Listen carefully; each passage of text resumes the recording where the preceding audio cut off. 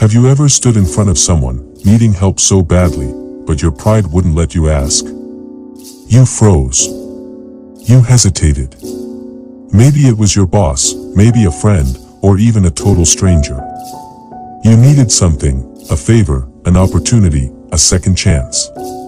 But your mouth just couldn't form the words. You didn't want to look weak. You didn't want to owe anyone. So you walked away, empty-handed. But what if I told you that truly powerful people never ask for help the way ordinary people do? They don't beg. They don't guilt trip. They influence.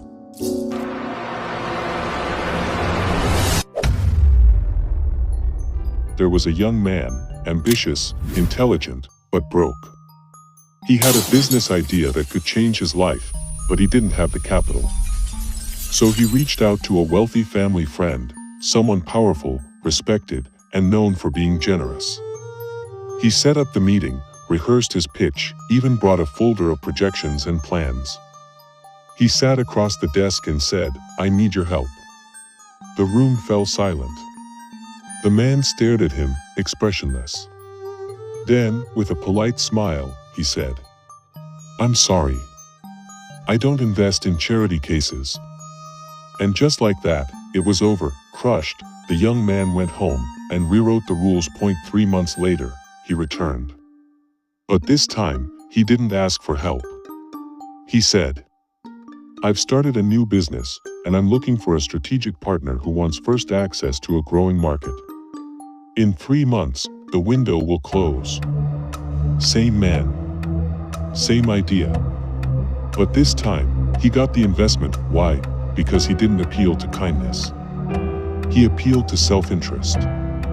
This is Law 1 of Robert Greene's 48 Laws of Power. When asking for help, appeal to people's self-interest, never to their mercy or gratitude. And it works. Every single time. You see, most people are trapped in the wrong belief that favors are earned by good behavior, loyalty, or pity. That if you're nice enough, someone will help you. But here's the dark truth. People don't help you because you deserve it. They help you because it helps them. This isn't evil. It's psychology. Human beings, even the best ones, are driven by one fundamental instinct: what's in it for me? So if you walk into a room, asking for help without showing the benefit to the other person, you've already lost. But if you walk in and offer them a piece of their dream, respect, power, status, gain, then you're not asking for help. You're offering a deal, and deals get closed. Pity gets ignored. Let me ask you this. How many times have you said no to someone not because you didn't care, but because it just didn't benefit you? Be honest. We all do it. It's the law of human exchange. That's why powerful people don't beg. They position. They frame. They let others believe that saying yes benefits them. That it's a psychological illusion. And it works brilliantly. Want someone to do something for you? Show them how it boosts their image. Want someone to promote you? Tell them how it'll make them look like a visionary. Want someone to forgive you? Remind them of their legacy, how great people forgive because it shows strength. This is what Machiavelli meant when he wrote, "Men are driven by two principal impulses, either by love or by fear.